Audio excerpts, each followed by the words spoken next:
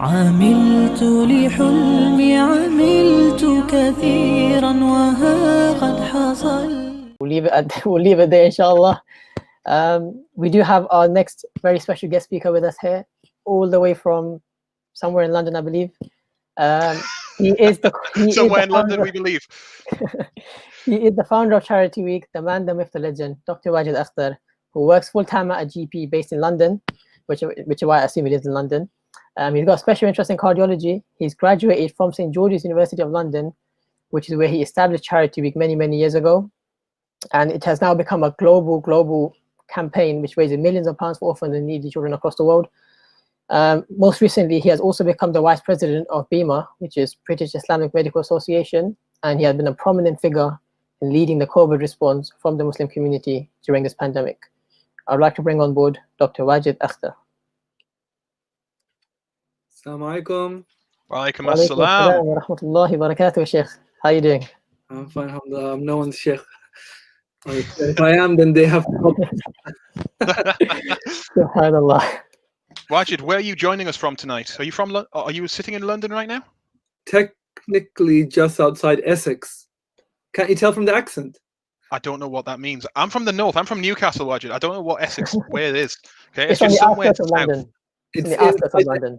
Inside the M25. It's just inside M25. So okay, so London. Yeah, it's fine. It's London. Yeah. Civilization, as far as we know it.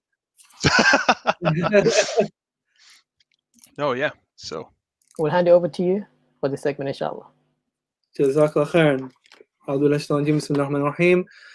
Alhamdulillah wa alamin wa salatu wa salam ashrafil anbiya wa mursalin nabiyina Muhammad wa ala alihi wa sahbihi wa sallam wa alayhi tasliman jami'an kathira. So I'm very grateful for a chance to just share a bit of time with all of you yourselves in the South. South has been, mashallah, and really standout. Was it standout South or mighty but small? All the different words that you used to describe South, alhamdulillah. Each year you have to come up with a new saying for the South team. So we thought we could do this one slightly differently. I believe I have half an hour. And I was chatting with Medina, and she said, is there anything specific that we want to go through? I do have a small specific message to give to the South team, which I believe is most of the team that's watching at the moment. But is there anything that anyone who is watching would like to ask or would wants to discuss? Because I think that might be nice to be a bit more interactive. If I've lost the hosts there, we should be able to tell, shouldn't we? If people are posting in the comment section. Supreme South. Wow, it just gets amazing and amazing. Superfluous South. We're gonna come up with more names. So if there's anything that anyone wants specifically, they think what would be nice to touch on, then please do any of the stories. Lots and lots of stories. So Qaim, Jazakallah Khair, Qaim has got a story on the brief history of Charity Week and the vision behind it. I'm pretty sure all of you know the story behind it, but I might tell you a slightly different part of the story. So I'll tell you a part of the story which relates specifically to you, the South. So Charity Week, after it had grown in London, reached a stage where it needed to grow outside of London. It needed to get to beyond. And I remember the first time it went outside of London, I went and visited a brother called Rehan in the Midlands, in Birmingham. And mashallah, him and the team around him, they were fantastic. And Charity Weeks went just outside of London and went to the Midlands. And alhamdulillah, at that time as well, there was the FOSIS president. His name was Ali Al-Hadithi, and he was from the same school as me in Saudi. So him and my younger brother were in the same class together. And so we spoke as well, and FOSIS helped as well with Charity Week's growth outside London, specifically in the north. Then Ahmed Sheikh came into the picture and brought Scotland into the fold, and it grew from there. long after Charity Week had grown to all the different regions, the South was not in the picture at all. And it was felt that it's not going to, South isn't going to get into the picture. Well, it wasn't even on the agenda. It wasn't even on the radar, right? As it often isn't, even to this day, for many Muslim organizations. Exeter, Plymouth, Southampton, you start asking questions like, do Muslims even live there? I mean, what is a South? What is us? Like Jack and I were just talking right now, it sounded like a joke, but it often isn't. If you're in London, you suffer with M25-itis. Nothing outside the M25 exists. And, while we might think that, to the north of M25 or like, the Midlands, you might as well talk about the Shire and, Lord of the Rings, Hobbit Town, or whatever it is. But South, you're like, what South? I thought like south of London is France. There's nothing else below London. It's London, and then there's like the English Channel, and then there's France.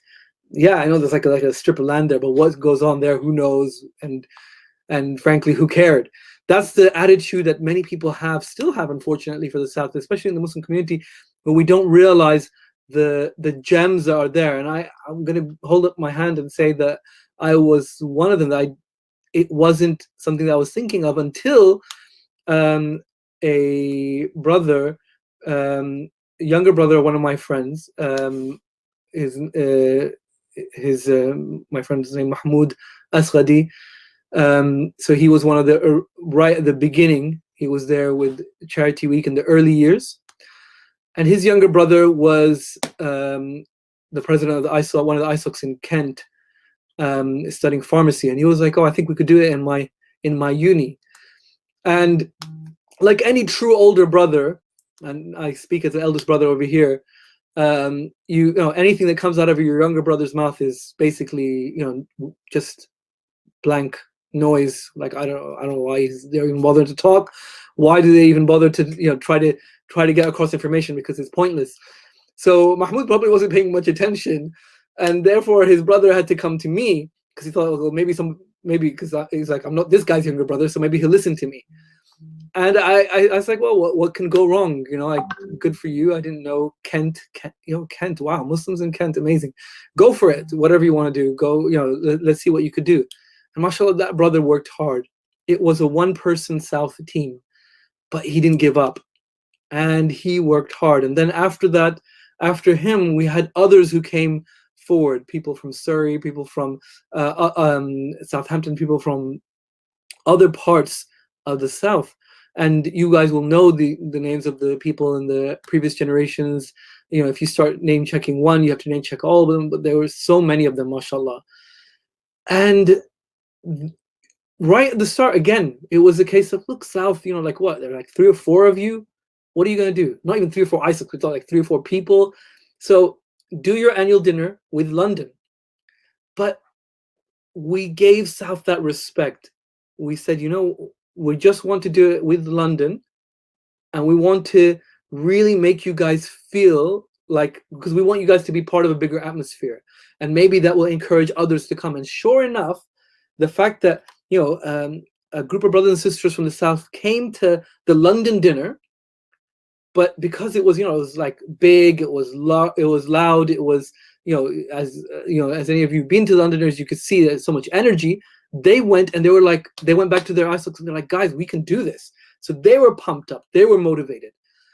And then finally South did their own dinner. And every time we put like a thing, we're like, guys, you can't hire your own venue. You just don't have enough people. Do it at university, which they did it at university.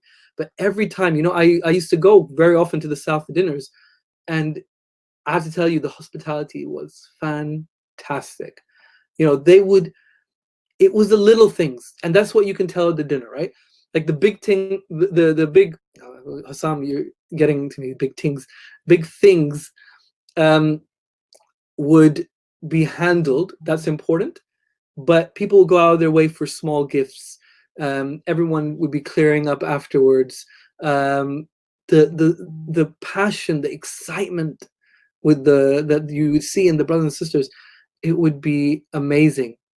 One story that exemplifies this because I could just say this and you'd be like, yeah, passion, excitement. So this is a story that will make you understand what passion and excitement came with the South, the heart that was there in those early years. Because South is so geographically widespread, we decided that we would, we're going to save money by not hiring a venue. We'll do it at a university. We'll cut costs on everything, probably on the food as well. Sorry, guys. And we cut costs on everything, but we would use the money to get coaches from other parts of the South to come to the South annual dinner. So, CW would organize for these coaches from Plymouth and Southampton, from Kent, and so on and so forth, to come to Surrey where the dinner was. And the coach that they hired from Plymouth, it's a big coach, and we paid the money, and one brother, that's it. No sisters, no other brothers, just one brother came all the way just by himself on a coach. It wasn't even a 3-hour journey. It's like a 4 or 5 hour journey from one end of the country to the other to be part of this dinner. And he had a fantastic time. Everyone made him feel like the king he was. Actually, you all probably know him. It's Muhammad the Poet. I think, I forget what his Twitter handle is, Mo the Poet or something along those lines. It was him. And he actually, he literally came on a coach all the way by himself and went all the way back home by himself in this huge coach. But he was like, no, it's important to represent. That's the heart. That's where the story of the South begins, and that's how it's grown to where it is today. So you guys, mashallah, are part of an amazing legacy that is just, it's phenomenal, subhanallah. And the cool thing is, now you're looking back and you're thinking, oh, those amazing people who brought us to where we are today. Imagine where we'll be in 10 years' time, inshallah. In 10 years' time, imagine where we'll be. And it will be you guys that they'll be thinking of. They're thinking, are you kidding me? Are you telling me that it was possible to get the whole South team into one, into one meeting? That's what people will be talking about. They're saying that's amazing. Okay, that's one story. Any other stories anyone wants? Why these particular projects? For this year, to be honest, almost every project is deserving. And we need to, I honestly think that for everything that we do in Charity Week, we're much better at selling the vision than most people, but we undersell our projects. My God, do we undersell our projects. It is like we have the cure for COVID and we decide to be like, that will be the third thing we talk about. Guys, our projects are fantastic. No one has better projects than us, right?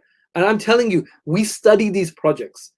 You can go into depth in these projects. The sustainability, the fact that they're monitored year after year. The projects that we have this year, they're a variety. You have people want to do a project in Syria, right? Because we're looking at Syria and we're thinking that is the people are suffering. You want to do a project in Syria? Charity Week is a project in Syria. We're looking at Lebanon and you're thinking, I want to help the people of Lebanon. You want to do a project in Lebanon? We've got a project in Lebanon. What about a project in North Africa or Sub-Saharan Africa? Because they keep getting left behind because the Middle East is always the source of more and more chaos and emergencies. So they have a lot of the eyeballs on them, but it's not like there isn't suffering going on the fringes. It's not like the people aren't suffering in Somalia or in Nigeria or in Malawi or in Bangladesh or in the Philippines. Well, we have projects in the Philippines. We have projects in Nigeria. We have projects in Iraq. We have the Yemen malnutrition project. The war is not over. The war is continuing. Kids are still dying at the rate of approximately 1 every 10 minutes. So since I started this talk, 2 children, Nozabillah, have passed away from starvation in Yemen. So why these projects? We have every project. There isn't like, How can we not fund the malnutrition centers in Yemen? How can we not fund the heart surgery in Lebanon? How can we not fund the education in Nigeria? How can we not fund getting kids off the street in the Philippines? How can we not do any of these projects? This is the only way you can do all those projects. This is the only way that you can do every one of them. Listen, guys, it's very simple. When you get to the World Cup final and you've worked your entire life, since you've been a kid, you've been playing football, you've been going through one league after another, you've given up your weekends, you've done everything, you've worked yourself to the bone, you've had injuries, you've had this and that happen to you, you've moved around from here to there, you've sacrificed, and finally you get to the World Cup final. And when you play in the World Cup final, and if your team wins and somebody else scores a goal, they don't turn around and say, hey, this is the guy who scored the goal. Here you go, the winner's medal. The rest of you get lost. They don't do that. Everyone on the team gets a World Cup medal. Everyone. Everyone gets to hold up the trophy, right? Every single one. Even if you didn't even get onto the pitch. Even if you didn't get onto the pitch once in the whole tournament, but you were on the substitute bench, you still get a World Cup winner's medal, by the way. Even if you were on the coaching staff. Every single one of you is part of that World Cup winning team, right? Why? I don't understand people. Like when people go like, why should we donate to charity projects? I was like, I don't even know. Why would you not do this? This is madness. I'm telling you, you have a chance to be part of the World Cup winning team, and you're like, no, I'm gonna have a kickabout by myself. Doesn't make sense. If you donate any money today, then you don't get the ajr. Inshallah, you don't get the ajr for what your money did.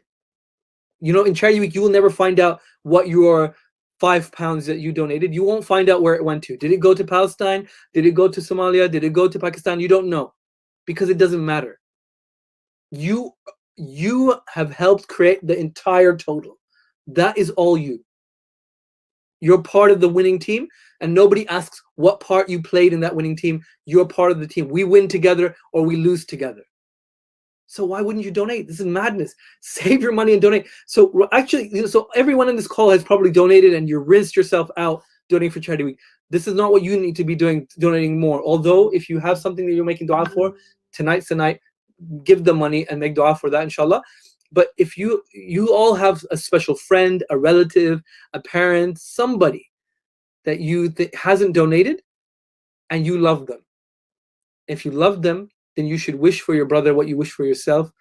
The words to the effect of our Prophet ﷺ. So phone them. The time's running out. I mean, there's only a few hours left, so it's not the time for just WhatsApp now. Phone them and tell them, hey, listen, how are you? This is an opportunity you're not going to get anywhere else. And I donated because I wanted to be part of this, and I want you to donate too, because I want you to be part of it. Whatever you donate, it doesn't matter. But this, inshallah, you're going to get the ajr for something big, for a lot of good work. Every one of those 60 kids, inshallah, who every good thing they do in their life from now till the day they die, and then every good thing that their kids do, because they end up getting to live long enough to have kids, every prayer, every sadaqah they give, every time they smile at their parents, every time their parents smile at them, you will get the ajr for it. And all you had to do was invest a little bit of money now. Why would anyone? This is the deal of the millennium. If you don't take it, I can't help you.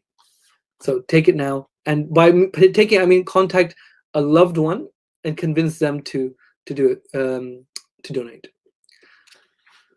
Okay. I think I'm coming up to the end of my time. So in the last 5 minutes, I'll do my little shout out to the South. Anyone have anything else that they want to favorite? I think we have a. What is your favorite CW memory since it started? You can't. It's like asking to choose between your children. There are many memories, and I ask each of you. You will have memories. You have seen something cool, something amazing that's happened. Please write it down. Please send it to info@charityweek, because we want to record these. I'll give you one, and there are many, but I'll give you just one. I was this is the first, not the first, it's the second assemble, I think, that we had at UCL in London. And, assemble still is like, it's actually a lot more calmer. Before it was a lot running around, headless chickens, what's happening, food, venue, AV, everything. And at this assemble event, there were other people around because it was a public area. And there was an elderly white man who was sitting there in the corner of where we were eating. So everyone on the team was having their food. And I was rushing back and forth, looking at different rooms. But I saw this old man. He was just sitting back, and he's sitting there, and he's just smiling to himself, watching all these young people, talk to each other on the weekend and being super excited. So I saw him once, I saw him twice, I saw him 3 times, and then I just walked past him, and I went straight up to him, and I said, "How are you, sir? How's everything? Because everything's fine, everything's great." And I was like, "Listen, would you like some food? Because it looks bad. We're all sitting here and eating, and he's just sitting here watching us, right? I mean, he was sitting somewhere else doing something else. He wasn't part of the event, obviously." And he said, "No, thank you. I've already eaten." And you're the 5th person to ask me that today. The 5th person. Alhamdulillah, I was like, I started smiling as well. I was like, that tells me I'm on the right team.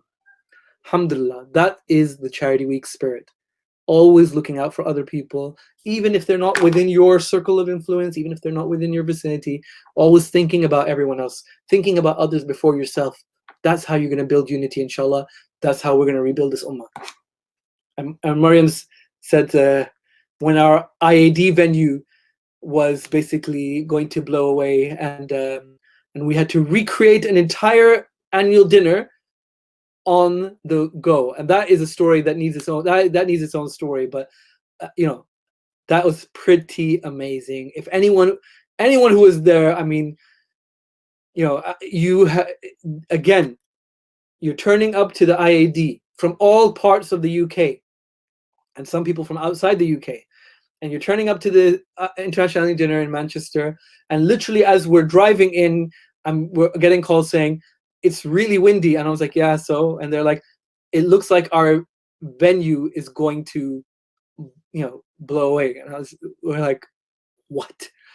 How do you even prepare for that?" And we arrived, and people are sitting there, and that venue was just like, you have some videos you can see, like, the chandeliers moving left and right because it was a marquee.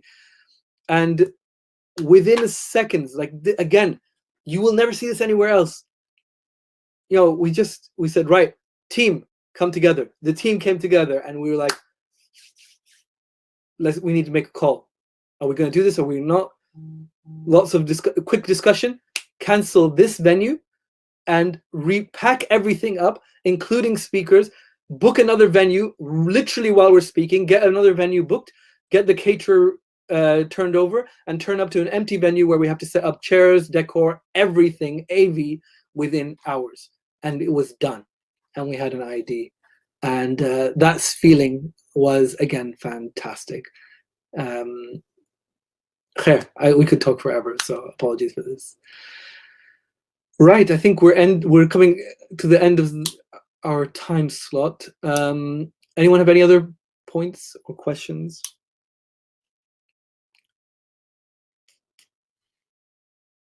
No? Cool. So I have a message for my brothers and sisters in the South. I told you the story about the early days. You were scrappy South, you were whatever, stupendous South, small but mighty. The South team was small, and it was a little team that could, and mashallah, you guys are amazing. But you're no longer the small South team. In fact, you're probably one of our strongest and most successful regions this year, right? You have an amazing team spirit. You have a can-do attitude, and you guys are just, mashallah. I don't like praising people to their face, but mashallah, you guys are doing incredibly well. So now you are no longer the underdogs. Now you guys are, Supreme South, as someone mentioned earlier. And now you have a different set of challenges. The challenges previously were that you were small and you needed to be taken seriously. The challenges previously were that you needed to work harder to prove yourself, to overcome the geographical problems and the historical issues that might be in the South. Your challenges now are different.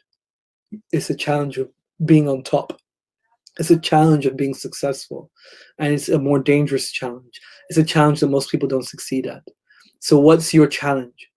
You have 3 lessons that I would like you to take. Number one, don't get arrogant. Stay humble. Very, very few people reach the top and don't let success change them. Have that same level of humility, have that same level of akhlaq and adab that they had when they were on their way up. Very few people, very few teams. Be humble. And being humble, everyone will be like, well, I'm humble. Very few people turn around and go, I'm arrogant and proud of it. No, nobody's like that. So most people will be like, no, we're humble. We don't do anything arrogant. But when you're at the top, everyone else looks at you and assumes everything you do is arrogant. Look at the way he walks. Look at the way they talk. Look at what they did. It's because they know they're so successful. They know they've got a much more active team. They know they've got more events going on. So be humble. Be the first to self-deprecate. Reject praise. And in fact, be the first to praise others. That's what you should do. You should be the first to be praising the other regions. You guys should be the first to be motivating the other regions. You should be the first to think, how will this come across to the other regions? Will it come across as South throwing their weight around, South doing their own thing? Don't be arrogant. The first trip that most people make when they reach the pinnacle. Number 2, don't rest on your laurels, because far too many people don't realize that the hardest part isn't getting to the top, it's staying there. So in order to stay at the top, in order to be successful, in order to keep that vibe, you have to keep working. You have to keep working. You have to keep investing. You have to keep trying. So do not rest. Because life is not like that. When you rest, life is a slope. So when you rest, you're going to fall. You're falling backwards. You have to keep moving up. Keep trying. Keep setting a new bar. If you've raised, more than 100,000, then set a bar in terms of how many people you engage. If you've got lots of buy-in from the Islamic societies, then set a new bar about how many schools you get on board or how many individuals you get on board. If you have really cool events and you've got a really cool vibe within the team, then look around your team and say, hey, how many brothers or sisters do we have? We got way too few sisters, or we got way too few people from a Somali background, or we have way too few graduates, or we have way too few non-Muslims, right? Reaching out to non-Muslims. Like, there's so many things that we could be doing. So don't rest on your laurels. Aim for that next peak and the next peak and the next peak. And number 3, so number 1, don't get arrogant. Number 2, don't rest on your laurels.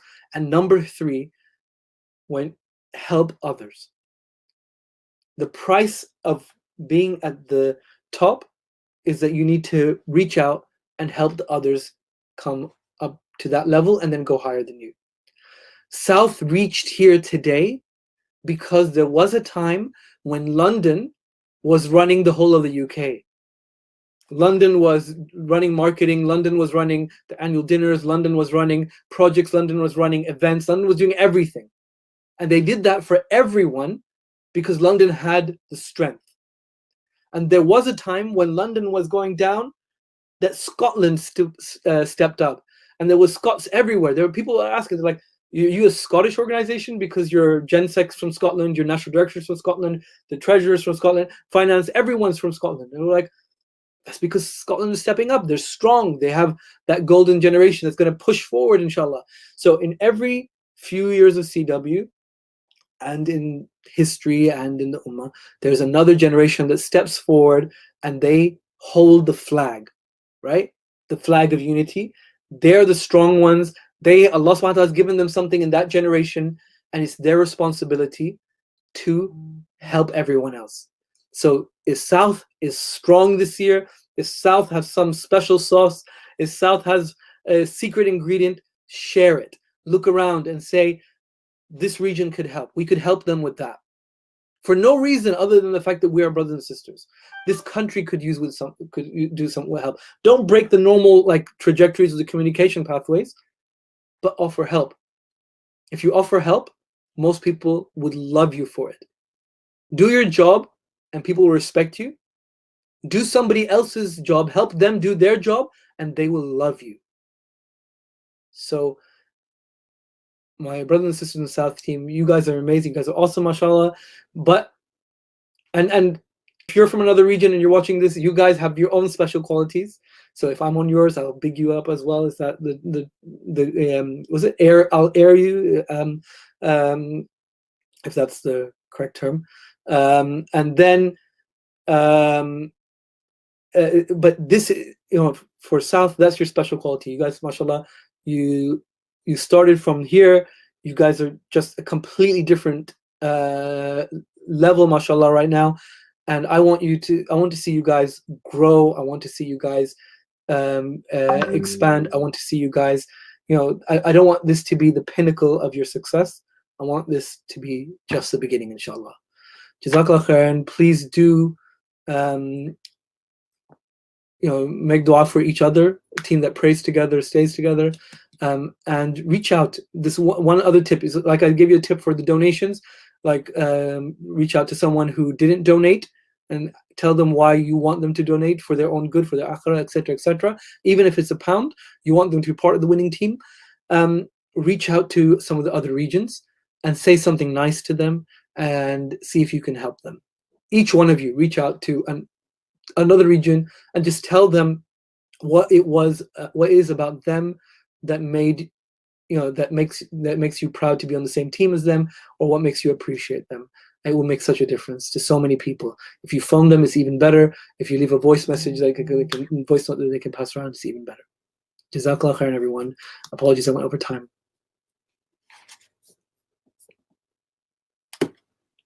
That was hello. Oh, this is an interesting view. Hello. Assalamu alaikum, Dr. Wajid. That was absolutely spectacular. I was just reflecting on some of those final messages you left people with about being humble, not getting complacent, and helping others. And it's outstanding things. It's things that if the Muslims took more heed of, we would be in a much better position. Inshallah, that's something we can do going forward. But honestly, thank you so much for your time today. It's been amazing. Jazakallah khairan. Thank you. You guys are doing all the hard work. I just turn up in my nightgown. Sorry, guys. You're sitting there looking very. And I lost track of time, so I apologize. Oh, see, the thing is, I was sitting there, I was thinking, oh wow, he looks very regal there. That's very formal. Like he looks like a big sheikh. He's great. He looks amazing, mashallah. It's my dressing gown. Yeah, I apologize. Yeah. This is the amazing thing about like you can't see what it really looks like. Jazakallah khairan, everyone. Thank you so much for your time. Keep it up, and from myself as well. I apologize. I know we used to be a lot more involved, and I think I've been very distracted with the COVID response thing. But please, if there's anything that I can do to help in any way, then let me know, inshallah. Jazakallah khairan. Assalamu alaikum. Walaikum salam. Speak to you soon, inshallah. Walaikum assalam wa rahmatullahi wa barakatuh. Wow, This I know. is a unique setup. Very zoomed in at the minute.